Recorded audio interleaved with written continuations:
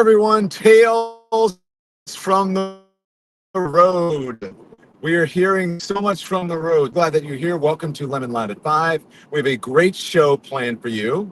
Again, we are from the road, so let's see how good the service is going to be. But this is unusual. We know it, but we are getting some really good stuff. As I hope you guys have been tuned into our social media because it's great stuff there that we are getting. So make sure you hit the like and subscribe and tune in.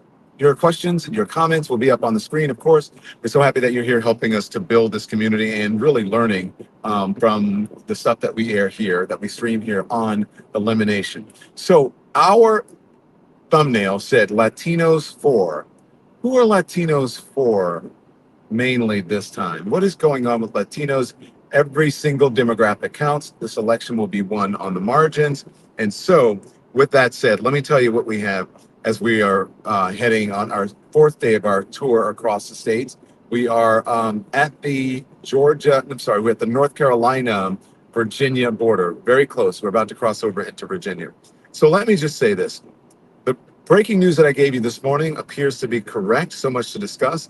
Beyonce reportedly, and at least NPR is confirming, they say, that Beyonce is going to join the Kamala Harris votes on the stump down in Texas. And to try to get her to win over and Democrats in that state, perhaps the Senate race, and also the presidential race, of course. And then we want to talk about Donald Trump's opportunity to win over a historic percentage of Black and brown voters. Remember, he's going to win over a bigger percentage of Black male voters. That is what the polls are showing than in previous times, and also maybe he's going to win over more Latinos historically. Okay, so fortunately, I have a perfect guest, a really passionate guest, someone I love having on the show. I love talking to Maria Teresa Kumar, is the president and CEO of Voto Latino and a regular voice on MSNBC. And I'm so glad that she is here. Listen, we're hearing so much out on the road, and it's always great, as you know, Maria, to just go straight to the folks and talk to them. You learn a lot. How are you doing? And tell me what's on your mind. Well, first of all, thanks for having me. I love the fact that you're taking this from the road because I just came back from the road. I was door knocking in Nevada over the weekend. And really, a lot of the stuff that we're seeing now is what we were experiencing at the doors. And so I think that you're absolutely right, Don. And by the way, thank you for having me on. I think it's the first time, but it's fun to see you where you are. It's fun. Thank you. I'm loving where I am, and I'm loving this. This is unusual, but you know what? We're in unusual times, and I think you have to do things like this because I just don't want to sit in a studio at an anchor desk and just parrot things that pundits and folks are saying to me. And what you have been reporting and you're talking about, I'm actually seeing and hearing it firsthand out here on the road. So again, much appreciation to you. Where do we start? What do you think? Just first off, in general, is Donald Trump going to get a larger percentage of the Latino vote than historically has been the case? I think you're muted. Hear me? Can you hear me? Now I can hear you. Yes, go ahead. Okay, yeah. So I think one of the things that we're going to see from Donald Trump is you're going to see they have done very smartly, taken from the playbook of the Democratic progressive side and has encouraged everybody to vote early. And as one of the reasons that we see as a result, can you hear me? Yeah, I can hear you. Great. Okay. So one of the things we're seeing is that we're seeing a lot of early returns of Republican voters, and that includes a lot of Latino early vote Republican voters. I would encourage folks not to see that as an indicator of future votes, because one of the things that we do know in the Latino community is that they have a tendency of waiting until November 5th. One of the reasons, Don, is because many of them are hourly workers, right? And so because they're hourly workers, they have to figure out how to budget their times. Oftentimes, if you work at Walmart actually gives you permission to go vote early, but on election day specifically, as an example. So one of the things that I did see when we were knocking on doors is that many of these voters had not been contacted quite yet by a political party or a candidate. And this is Nevada. And wow. My hope is that at the very end that we actually take some lessons learned. In 2022, I can tell you that in Nevada and Arizona, by the middle of September, 50% of Latino voters had not been contacted into those two states that relied so heavily on winning the Senate. And so you and I should over drinks talk about what is constantly rinse and repeat and is not being changed when it comes to voter outreach. But for right now, I do think that there has been an incredible ground game coming out of the unions specifically. I was on the ground in Nevada with our partner, SEIU. They flew in over 500 door knockers for the weekend. I had never seen that kind of effort before, but when we were hearing from folks as return, oftentimes they were saying, you're the first person to contact me. And at that point, we're only less than 20 days out. And this is from, you mean the Harris campaign? They're flying in that many people to us. Who's flying in? No, not the Harris campaign. This was the SEIU union. So it was SEIU, okay, got it. Got it. Yep. Got it. Sometimes it's a little bit hard to hear you when I'm out here. So, Maria, let me give us, our viewers, our streamers, and subscribers some perspective on what's going on. I'm going to give some polls, and I'm going to talk about what the candidates are doing as well, okay? Because this week, both campaigns have amplified their appeal to Latino voters. Have you heard, like a lot of folks, according to Maria, they had not heard from a single candidate, but some folks are, they're going to be hearing from them soon. Trump on a panel discussion at his golf resort in Miami. Harris taping an interview with Telemundo. That interview aired last night. We'll play some clips from that. Vice President Harris is leading the former president among Hispanic voters in all battleground states. Okay, that's according to a new poll.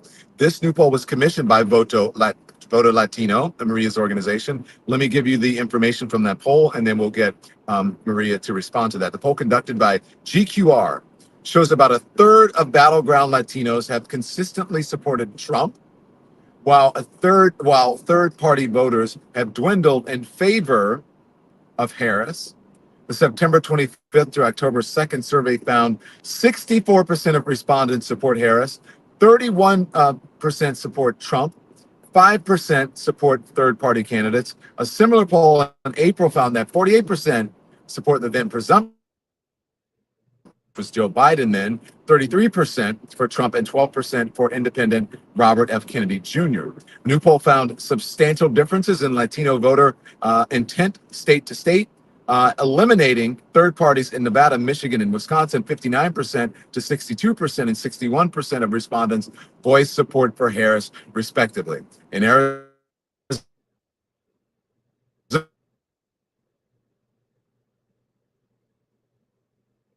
66%.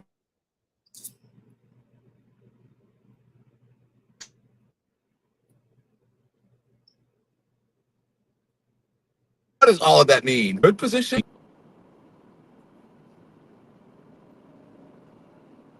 Maria, can you hear me? So Don, you're coming in and out on my end. I'm not quite sure, but our analysis has demonstrated that the majority of Latinos, when you talk to Kamala Harris about economic issues, they want to hear more from her. They are all in when it comes to reproductive choice. They understand that she is the bellwether of making sure that women have agency over their bodies. Oftentimes, what folks don't realize is that the Latino community, we're a generation and a half younger than the majority of Americans. What I mean by that, if you were to look at the average age of the white voter, it's basically, they're around 45, 47 years old. The average age of a Latino voter is 31. So you can imagine why they care about reproductive choice if you're a 31-year-old woman, right? Regardless of where you come from. And so that's why that issue really resonates. But the issue of housing, believe it or not, that's the number one issue among Latinos, even if you're between the ages of 18 and 29. In all my time doing this, I have never seen a young person raise their hand and say housing was a number one issue. And in all our scenarios, that's exactly what they're telling us. And so it's an opportunity for Kamala Harris and Tim Walz to talk about the economic policies. What are they going to do next time? Because it's not the fact, Don, that they're defecting to go to the Republican side. What we're concerned with is that they're going to show their vote by not going out. So it's really important that these door knocking keeps happening. It's important that the phone calls keep happening. But the fact that she's going on Telemundo, the fact that she's going to be in Houston, the fact that she's going to be in Houston tomorrow is not lost on me, because it may not be a vote for her, but it absolutely helps Colin Aldred defeat Ted Cruz. there is a huge population of Latino and young people there that if they get the right messaging, they will go out. But she does have to focus more and more if you were to ask, like, what would my counsel be to the campaign? Focus it only on economic issues. What would you do for them?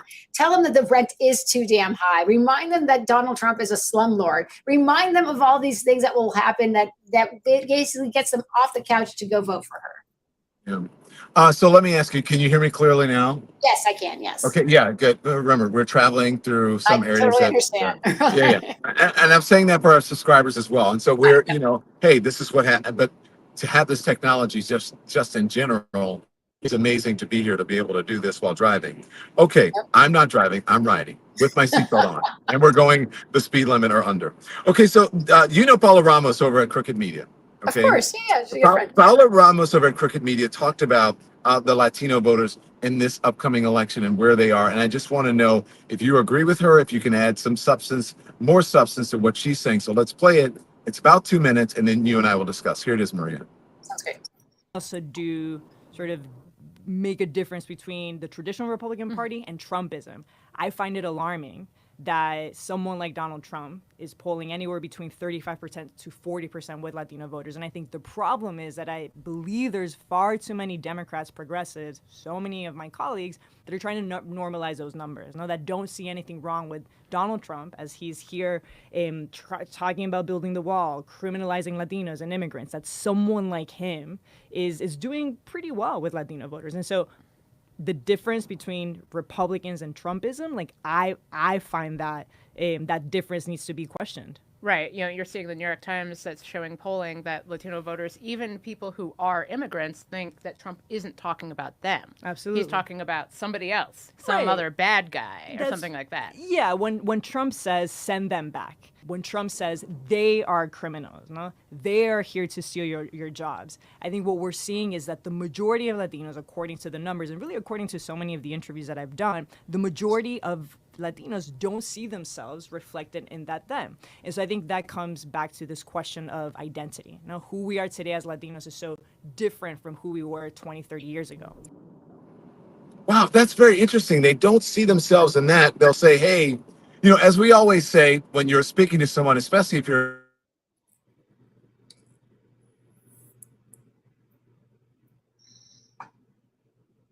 giving some advice to you, then I'm talking to you.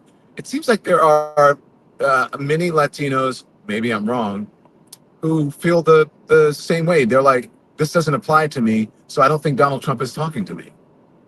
So one of the things that we've done, so Paula is fantastic. We are, we get into these substantive arguments of different points of view and different data points and all of that. But I will tell you, fundamentally what we're seeing is that the biggest challenge of the folks that are supporting Donald Trump, it's not around cultural extremism. It has everything to do with pocketbook issues. If you were to ask, everything being equal, they'll say, yes, he's absolutely racist, but I was receiving a relief check from him that had his name on it. And so in all things being equal, at least he's actually trying to get me to be financially over the hump of where I am. And so that is one of the reasons. Can we pause right there, Maria? Yeah, of course. Yep. So, so I found that as well. I hate to cut you off. I found that as well in the Black community where that resonated, just that name being on the check. And for some reason, so in the Latino community, the same thing. What is that? We don't know how government works. We really don't.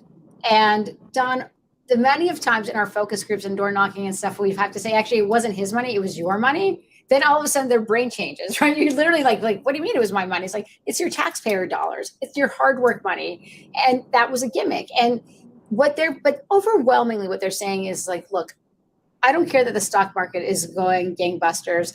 I don't care that we're fully employed. We're partly fully employed because I have 2 or 3 jobs, right? Like that is what they're sharing with us.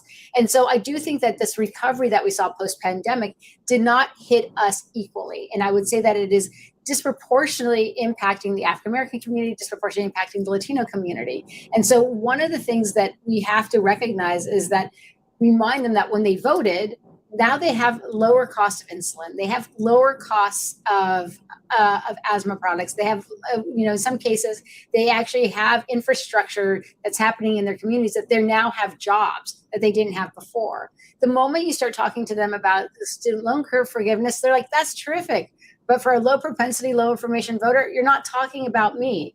And that's why driving this message of the rent is too damn high. We're going, under the Kamala Harris campaign promise is to create 3 more million units for affordable housing. That shifts the narrative. But I think what you're asking is a bigger, broader question of why is there an appetite to begin with to Donald Trump? And again, it's not cultural, but what the Republicans have been doing incessantly, and they do such a great job of it, is that they're always communicating to our audiences in the Black community and the Latino community through different means of communication, through the internet, through different social media platforms. And what the Democrats have done is basically taken these communities for granted, not constantly communicated with them, want an ad right before an election and say, hey, trust me. And so unless they actually reconfigure how they are communicating to audiences all the time about an incredible agenda,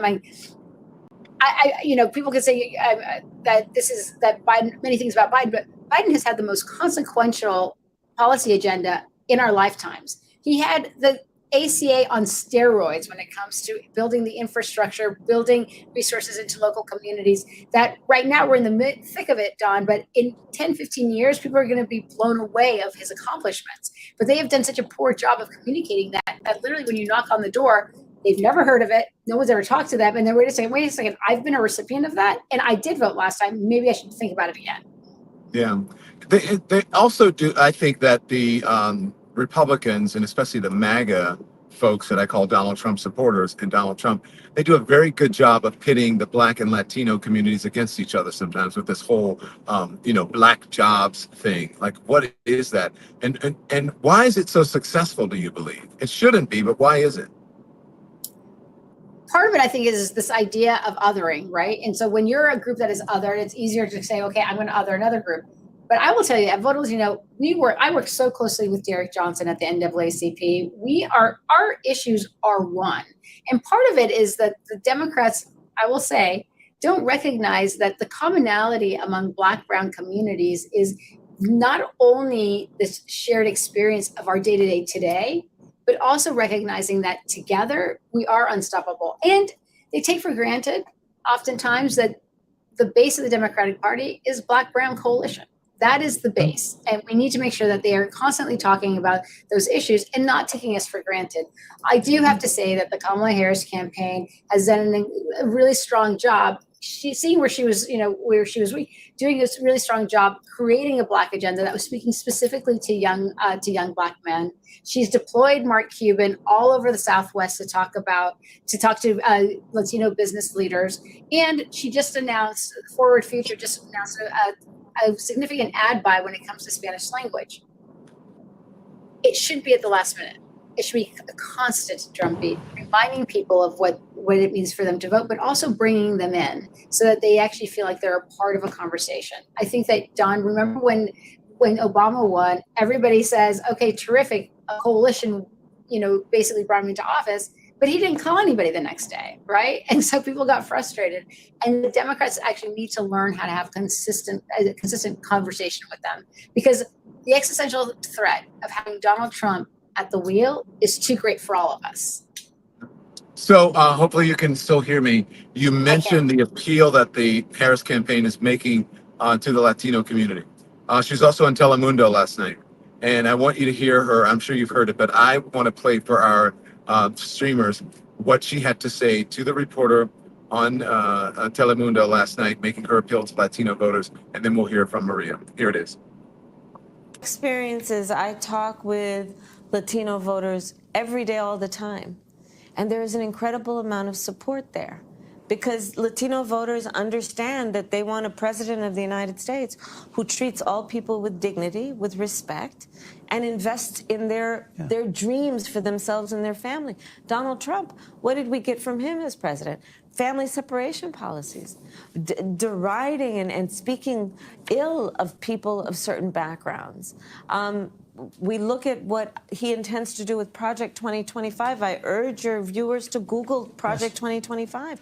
He would cap the cost of we have capped the cost of insulin at $35 a month for seniors. Latinos are 70% more likely to be diagnosed with diabetes. He would get rid of our cap. And he said that immigrants are the enemies and it's terrible. Poisoning the blood of the country, that they eat pets, that's an invasion going on.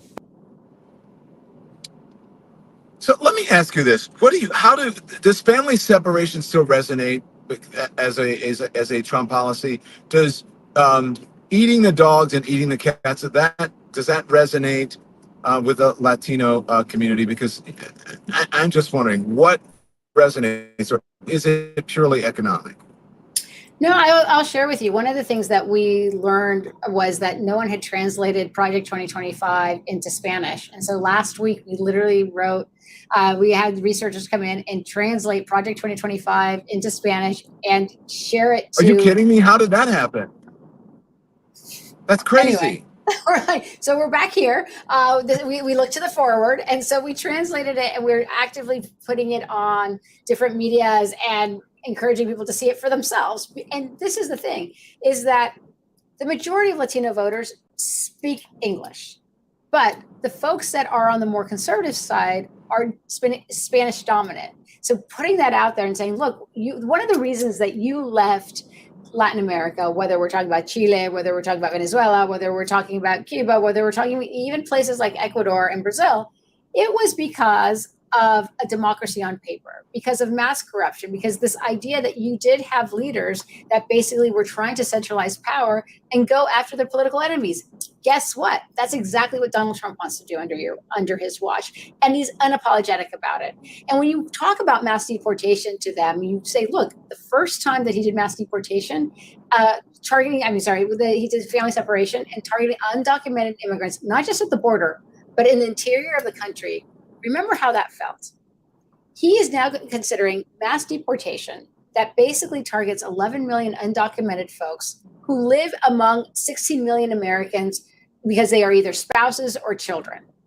What is that going to do to your family, to your local community? And I can tell you that once we start painting that picture, they realize that it is really just not only broad, but then they also remember something else. They remember that under Donald Trump, when he was speaking about Latinos and immigrants interchangeably, he was giving license, not just to the government, but he was giving license to white nationalists to hurt us. They remember El Paso. They remember the guy that got inspired by a tweet from then President Trump saying that there was an invasion in the southern border. That guy got in the car, drove 10 hours to El Paso, that is 80% Latino, and killed 23 individuals that were Mexican, who were Mexican American, who presented brown. And when they remember that, it really does provide us an alternative, right? But part of it, again, is because we take for granted, Don, that we are talking about elections all the time. I think you and I have not stopped talking about the election since 2015. Like, we are in it, right? Most Americans and most Latinos are working 2 to 3 jobs. They are trying to make ends meet. And if no one's talking to them, all things being equal, they're like, well, at least I had that paycheck. Yeah. Yeah. And I find that students, especially as well, they're so bogged down in their studies, which they should be focused on that they don't really, they're not as in tune with the election as we would think that they are. Because as I said, the election is going to be won when every single demographic counts. It's going to be won on the margins. So this is, I gotta ask you about how this has penetrated so much. The fascinating thing that we found, especially from those who are, sort of deep MAGA supporters, is that whenever we ask them about things, they'll say the economy was better under Donald Trump, this and this and this and this, and then inevitably they would deflect and pivot to immigration and even illegal immigrants. That would always come up in the conversation. Somehow the MAGA folks have, captured the narrative and has been able to have it penetrate more so than what's actually going on or how the country should be welcoming immigrants, right? We have an issue. at the border. We have an issue with immigration. It needs to be fixed, but we should be figuring out how to incorporate people into the system rather than demonizing them. Why does that not resonate, Maria? I think part of it is that it's the real racism that divides us. I often say that the multiculturalism of America, that is our human capital, that is our superpower, that is our strength. And racism is still very much our Achilles heel. And Don, I always tell people, like, this is not my analysis. Don't take my word for it. Just take the word of, in Ohio, Springfield, Ohio, when there were bomb threats being called into local schools and in local high schools, a good quarter of those calls came from overseas, from foreign actors, from foreign interference. Because you know what? The Russians and the Chinese, they recognize that our multiculturalism is our superpower.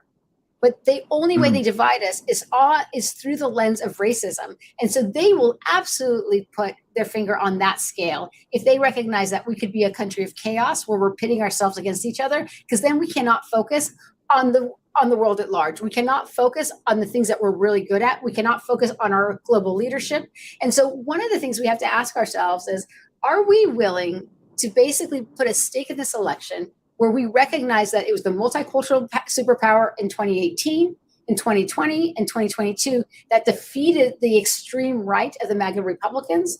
Can we actually be very clear that what is at stake is not just our democracy, but really the world order of safety and of the ability of folks to be the best version of themselves? Because you know who doesn't want that? Donald Trump, the Russians, and the Chinese. Yeah. We speak to our subscribers and we also have them voice their opinions. Lonnie Liu says it's not just illegal immigrants. It is all immigrants, DACA and everyone else in between. They want an all-white America. That's what she believes about MAGA. So before I let you go, Maria Teresa Kumar, who is the president and CEO of Voto Latino, does such great work.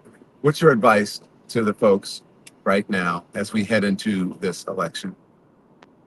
My biggest advice is that October 29th is going to be early vote day nationally. It is an actual holiday.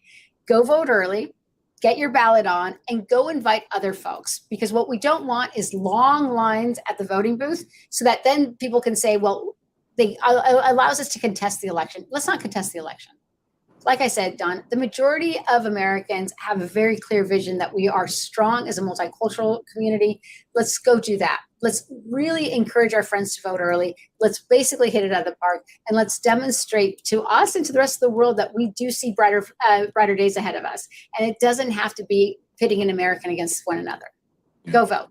I'm so grateful for you for coming on. The work that you do is so important, and I appreciate your patience in dealing with us going in and out. You are a real pro, Maria. Thank you so much. Okay, be well. Thank you. I don't know if she heard us. Maybe she didn't. Maybe she did. Who knows? Okay, so thank you so much for joining us. Hopefully that they can hear. If you can hear us, that's great. Let me know in the chat. So anyways, we want to talk about other things. We want to talk about what the vice president has been talking about. She was at a town hall last night that was beyond the interview that happened on Telemundo. And she is really trying to capitalize on this whole idea of fascism and what John Kelly, the former chief of staff of Donald Trump, what Donald Trump had to say. She was asked by my former colleague, Anderson Cooper, last night about something that most people, most politicians, most people in government, most people are afraid to say, and that's the F word as it relates to Donald Trump. And that F word is fascism. This is her on CNN last night with Anderson Cooper. Trump at the lead. You've quoted General Milley calling Donald Trump a fascist. You yourself have not used that word to describe him. Let me ask you tonight, do you think Donald Trump is a fascist? Yes, I do. Yes, I do. And I also believe that the people who know him best on this subject should be trusted. Again, look at their careers. These are not people, with the exception, I think, of only Mike Pence. These were not politicians. These are career people who have served in the highest roles in national security, who have served as generals in our military, who are highly respected. Talking about the person who would be commander-in-chief, Not to mention what we know and what they've told us about how he talks about the military. So the vice president has been more forceful lately. As you know, listen, that was a pretty strong statement on CNN, and I'm sure that she and the campaign were prepared and are prepared for the backlash on that, or whatever Donald Trump is going to say. Donald Trump posted on X after that, or on his Truth Social as well, that he says Harris sees that she is losing, so she is increasingly raising her rhetoric, going so far as to call me Adolf Hitler and anything else that comes to her warped mind. Now, the vice president has not called him Adolf Hitler. That is an extreme thing for him to say. But guess what? In his right-wing media bubble, they will never hear the truth. The person who has called him Adolf Hitler is his own vice presidential pick and nominee, and that is J.D. Vance, who said he was among the worst of Americans and said that he was akin to Adolf Hitler. If you don't believe me, then go look it up. The vice president also doubling down on that today on Trump's rhetoric and who she thinks he is at a press conference. Here it is. Well, let me start by saying I'm really very proud to announce that we've had some endorsements this morning as we've been rolling out endorsements, but two leaders in the Republican Party, the mayor of Waukesha, and then, of course, former Representative Fred Upton. And this continues to be, I think, evidence of the fact that people who have been leaders in our country, regardless of their political party, understand what's at stake. And they are weighing in courageously, in many cases, in support of what we need to have, which is a president of the United States who understands the obligation to uphold the Constitution of the United States and our democracy. As for last night, yet again, Trump not showing up, refused to be a part of a CNN debate, and clearly his staff has been saying he's exhausted, and the sad part about that is he's trying to be president of the United States, probably the toughest job in the world, and he's exhausted. I said last night what I mean, which is the American people are being presented with a very serious decision. And it includes what we must understand will happen starting on January 20th in this choice. Either you have the choice of a Donald Trump who will sit in the Oval Office, stewing, plotting revenge, retribution, writing out his enemies list, or what I will be doing, which is responding to folks like the folks last night with a to-do list, understanding the need to work on lifting up the American people, whether it be through the issue of grocery prices and bringing them down, or investing in our economy, investing in our small businesses, investing in our families. Okay, that is the vice president today, saying that she has a plan moving forward. She has a list of accomplishments, of things she wants to get accomplished for the American people, and Donald Trump has a list of enemies. And by the way, someone said this is John Klein says, weird stream keeps freezing, but comments are still coming through. That is because the sound bites that you're getting are coming from Nikki, our great producer, who is in New York. And has every single piece of technology working for her. We are out on the road and we're going from cell tower to cell tower to cell tower, right? And sometimes we're on Wi-Fi and sometimes we're not. Okay, that's what happens when you're on the road. The other thing is that the excuses that people, especially the MAGA people, will make for Donald Trump and for J.D. Vance. Katie Swag says, in reference to the Hitler comments from J.D. Vance, J.D. Vance also said that he was wrong and he no longer feels that way about Trump. Now, here's the difference. That may be true, but J.D. Vance said it. She did not. He does not reference J.D. Vance saying it. Even though J.D. Vance said it, he still picked him as his vice presidential nominee. You think he would pick Kamala Harris as that? No. So for him, he will make any excuse for someone if it is politically expedient for him, and so will the folks who are supporters of Donald Trump and the MAGA movement. Yeah, but he said this. He said that Donald Trump was like Hitler and one of the worst Americans. Donald Trump knows that. He has since said, oh, of course I didn't mean it, but, or I changed my mind. But he's the one who actually said it, okay? So that is the answer to that Okay, so let's talk about some other things that are going on. There's been, the big Turning Point USA is one of those conventions and gatherings of conservative people that is happening now. And of course, all the candidates and all the politicians and all the right wingers and all the MAGA folks are there. It's kind of like CPAC, right? It's one of those types of conventions. Okay.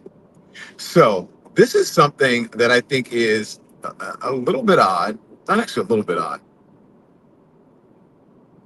This is, I believe, extreme and off-putting, even for someone like Tucker Carlson. This is Tucker Carlson. The question that the folks that I'm traveling with said, is Tucker Carlson calling Donald Trump his daddy in this video and in this speech? Here's Tucker Carlson's part of his speech at Turning Point USA. Turn the volume up, pay attention. Here it is. If you allow your 2-year-old to smear the contents of his diapers on the wall of your living room, and you do nothing about it, if you allow your 14-year-old to light a joint at the breakfast table, if you allow your hormone-addled 15-year-old daughter to slam the door of her bedroom and give you the finger, you're gonna get more of it. And those kids are gonna wind up in rehab. It's not good for you, and it's not good for them. No. There has to be a point at which dad comes home.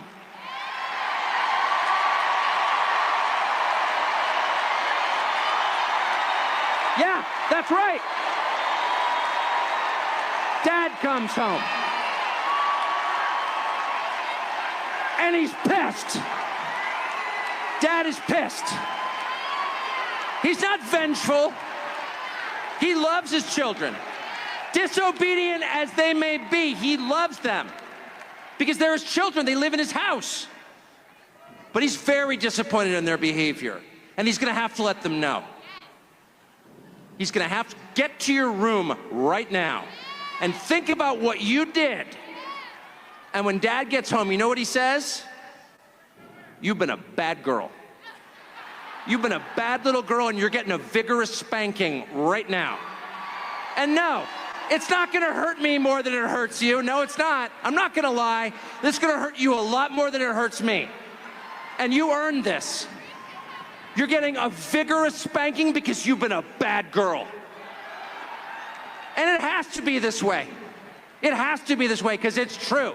And you're only gonna get better when you take responsibility for what you did. That's not said in the spirit of hate. It's not said in the spirit of vengeance or bigotry. Far from it. It's said in the spirit of justice, which is the purest and best thing there is. And without it, things fall apart. Okay, so look, not to mention the memes that are going to come from that. Can you imagine what they pick it up in certain places? Yeah, that's going to happen. I'm going to let you tell me what you think about that. That's going to go in the category for me of we report, you decide. This is also a we report, you decide moment. Now remember what Donald Trump's history, and not only his history, his present, and I'm sure his future, how he speaks about, I just had this conversation with Maria Teresa Kumar, how he speaks about immigrants, how he speaks about women, what he's been found liable of, sexually assaulting, raping a woman, and on and on and on. The affairs, there's redemption for everyone, especially if you mean it, but if you continue that behavior, is there forgiveness? Everyone needs prayer. And I believe, as a Christian, when they say you need Jesus, I do believe it. Here's a picture of Donald Trump at the Turning Point USA picture thing. I'm not sure if, here it is. Now, okay. Hey, look, again, we report, you decide. I don't have an issue with anybody praying for anyone. Remember, I just wrote a book about God and religion. At some point when it is a photo like this, is it staged? Why are they doing it? I personally don't wear my beliefs and my faith on my sleeve. People are surprised that I even wrote a book about religion. Again, If anybody needs Jesus, it's him. So we report, you decide. What do you think about that photograph? What do you guys think about it?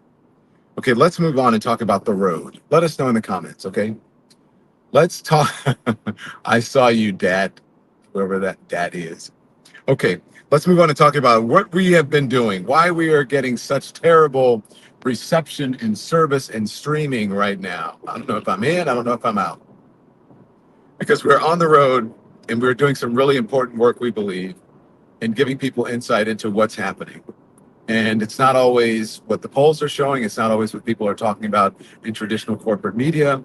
It's what the real folks are talking about and what we're talking about in independent media. So thank you all. We appreciate your support. Make sure you hit the like and subscribe button because it does affect the algorithm, and people that get spread, the more you like, the more you hit it, the more you subscribe, the more members of our community will get, and the more our message and our community will become larger and bigger and stronger, okay? So make sure you do that. So I spoke to a lot of voters. We got close to Atlanta, okay? We got close to Atlanta. I want to show you guys as we were moving close. Let's start with what was happening in Valdosta, Georgia, when we entered Georgia. And I'll show you the difference between the knowledge of the election and the issues when you're in rural, less populated, less dense areas, okay? These are two young women who are supporting their first-time voters. They're supporting Donald Trump, and these are their reasons, reasons if you want to call it. Here it is. Voter? I am. Are you a first-time voter? I am. You guys made up your mind? You already voted? I did, and? yes. Trump. Yes? Yes. Well, tell me why. My dad is a police officer of like 28 years. How does your dad feel about January 6th when they were beating up the police officer?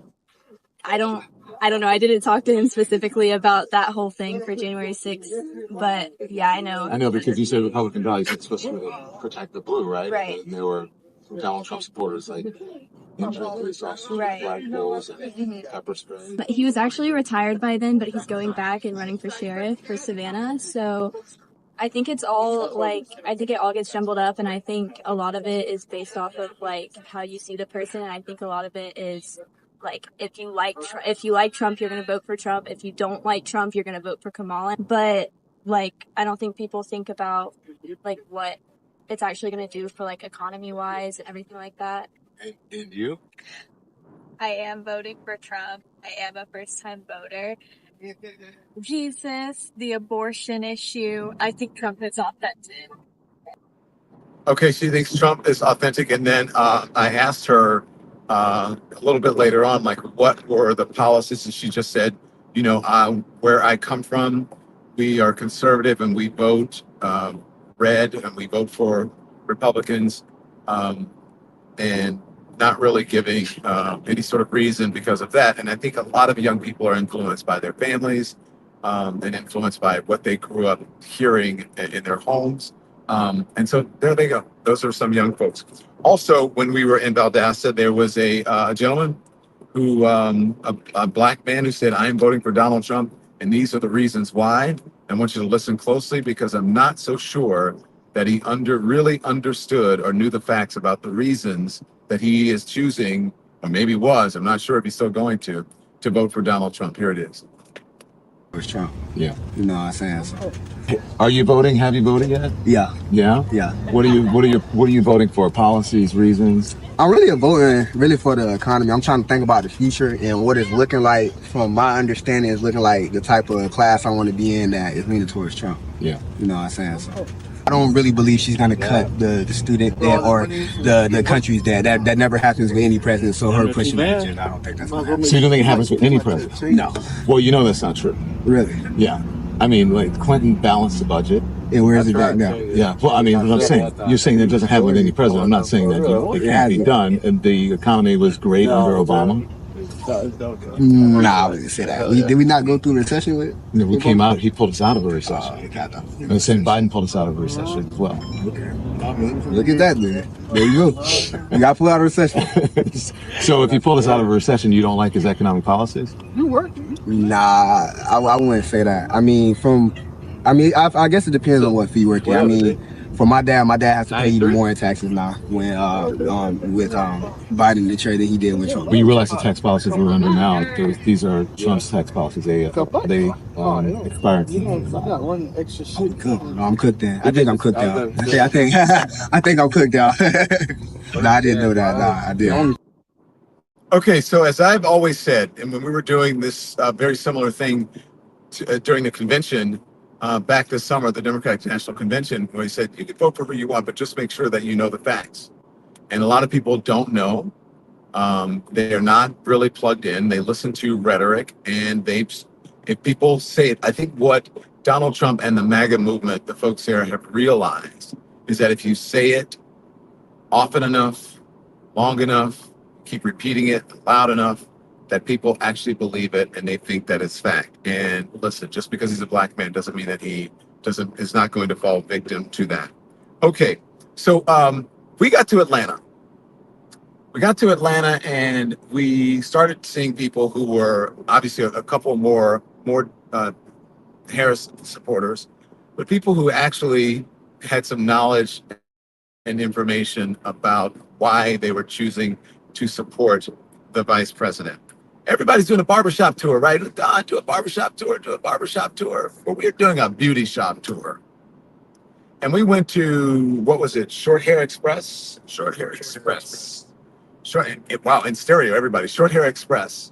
SH, I think it was X, yes, in Atlanta. And we spoke to some of the ladies there, and they were spot on their issues. Let's roll the first one. Here it is. We are too. What are you voting on? What are your issues? I feel like women should have the right to choose. I don't like to associate myself with certain volatile, type of energies. You're talking about the Trump energy. Yeah. You think it's volatile? How you know what I'm talking about? Because, there's nothing volatile about the vice president, her Exactly. energy. It's supposedly joy, and we're seeing that. Do you think joy is enough, though? I think she actually possesses the intelligence that's necessary to get the job done. She's really, really smart. What do you think about the polls? They said it's close. It is what it is. We're going to see what happens. I really think she's going to win. If she doesn't, then we got to go to plan B and figure out how we're going to maneuver through the madness that's surely to come. Okay, very interesting, right?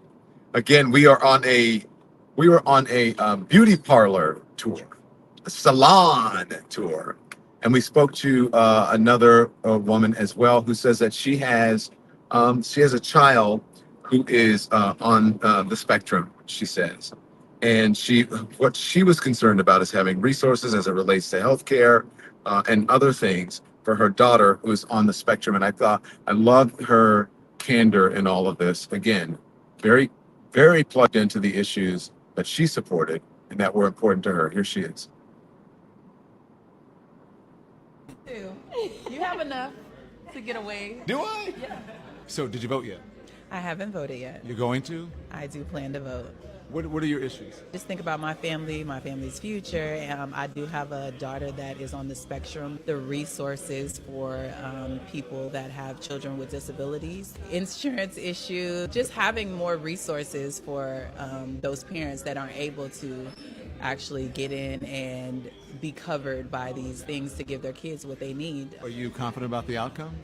No, I'm not. I don't really get into politics that much. And who puts the most emphasis on the issues that I have personally, and I just go by that. So the whole issue now they've been talking about all over on every network now is that that there isn't enough black support now for Kamala Harris. What is going on? So I think they're scared of the unknown. I think it's a lack of even taking the time to really just educate ourselves on what it is that we really want and what we're looking for when we're making this decision to vote, doing the due diligence of figuring out what we need and what we want in the world. Again, very plugged in. And you cannot, when people speak facts, you really can't deny.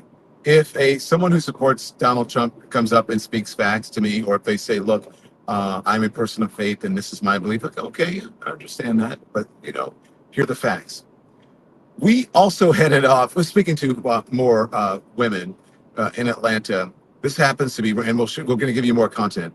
This is from Morehouse, which is a black university for black men. But we ran into some of the staff and folks who were welcoming us there, and they were all in this sort of golf cart kind of thing. And again, I want you to listen to these very smart women who are very tuned in to the issues that are important to them. They're paying attention to the election. They're even teaching their kids, they say, to pay attention to the election. You can support who you want to, they say to their kids, but you need to have the... Listen, pay close attention. At HBCU, I hope the person who gets elected also went to HBCU. How about that? Did you vote yet? I've already voted. Did you vote? At 8 o'clock on last Tuesday? Yeah, I'm one of the 300,000. I voted on the first day for Georgia. How are you guys feeling? I'm excited. I think it's going to really turn out in a great way for the country. What about you guys, quiet storm back here? How are you feeling? I'm feeling confident. Did you vote? I did. Already? Last after Sunday. church. Do you think that black churches are going to turn out, get folks to the souls to the polls this time? I think so. Yeah, I do. You- Really sick of the misinformation, and people are not doing their research. Yes. Do you think they remember the 4 years before this? 4 years ago, I was on lockdown. I couldn't leave my house, so it's definitely better. I tell you what, though, those that are voting for the first time probably do not remember 2016. Because they were like 14 years old when this happened. Yeah. They didn't have. I voted for the first time in 2016. You're in the back here just looking and observing. What do you think? Well, you know, I've got an 18-year-old at home, and it'll be his first time voting as well. So we're going to go tomorrow morning before work and school, and I'm excited. Are you having your 18-year-old, it's a 18-year-old young man, or is he informed? Absolutely. He tells me things that I don't know. We have many dinner table conversations about the things that he's hearing, and we discuss them. He's as well informed. I'm allowing him to make his own choices, but I'm confident that he's making the right one. Very good. And that's exactly what a parent should be doing. Again, as we said in Chicago, as we were at the convention and we were meeting so many people, the truth is I say, hey, look, what is the most educated demographic in America? And that's black women, right? Interesting. Okay, let's see where else I want to take you today. You cannot go to Atlanta, I believe, without paying homage and respecting the late, great Reverend Dr. Martin Luther King Jr., perhaps our greatest civil rights leader ever. John Lewis, of course, up there. Andy Young, of course, up there. Reverend Jesse Jackson up there as well. Senator Raphael Warnock is still a senior pastor at Ebenezer Baptist Church. And even though he is a senator, but we stopped by Ebenezer Baptist Church and we just happened to run into some tourists there who were there saying, you know what, I made my choice, I voted, I'm tuned into the issues as well. And we did talk to them about people, the forces who are trying to suppress the vote. And if they had any concerns or were they positive about, in this year's upcoming election, about that old souls to the polls thing that conservatives, Republicans have been trying to stop for decades, because that pushes a number of African Americans, number of black folks to go to the polls and vote on or before election day, okay? On or before election day. So Ebenezer Baptist Church, some folks who were visiting Atlanta, and they were being just as curious, just as nosy, and just as respectful of Ebenezer as we were. Here it is. Feeling about the election? I'm voting for Kamala, I'll tell you that, but the different news stations are saying so many different things nowadays that you don't know who's going to do this and who's going to do that. But I think it's more people behind Kamala than it is that other guy. Yeah, So- you don't even want to say his name. It's interesting, you're here, this is Ebenezer Baptist Church, right? Right. And they're trying to get souls to the polls. You think the black churches are going to show up? I hope so. Because in Indianapolis, I'm always asking our churches, are y'all going to send buses out to get people to make sure that they get to the voting polls and stuff? So I hope so. Yeah. We're not going back. You're not going back. Someone said, is that Ebenezer? That is old Ebenezer. There's two. There's an old and there's a new. It's right across. Is that the Ebenezer Church? Yes, that's the old and the original one. Again, there's a newer facility, which is across. There's a whole park and a sort of museum area there, okay? And so, yes, it is. And we were all peeking through. You have to visit. It's a campus, really. And you have to visit. I know, not Camilla, I had to correct so many people with Camilla and Kamala. And so there are times during that we correct them. You don't hear it on camera, but they're just so used to it, they have it in their heads. And so then you hear Camilla, all right, or Kamala, or whatever, but we know it's Kamala. Okay, so as we head to Virginia, are we in Virginia yet?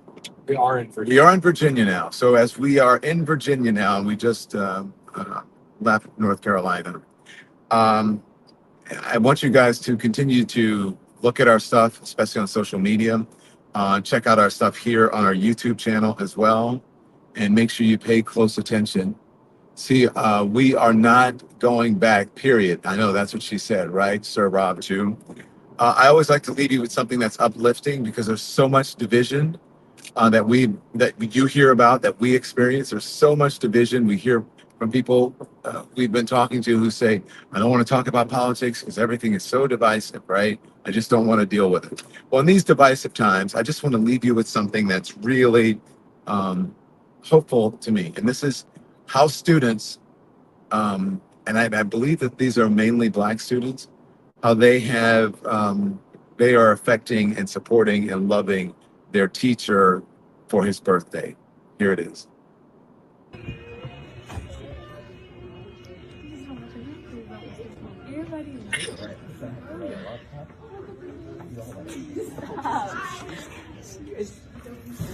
Oh my Jesus. Oh my.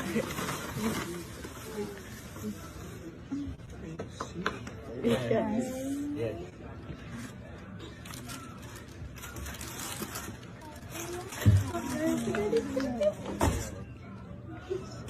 You're making me cry.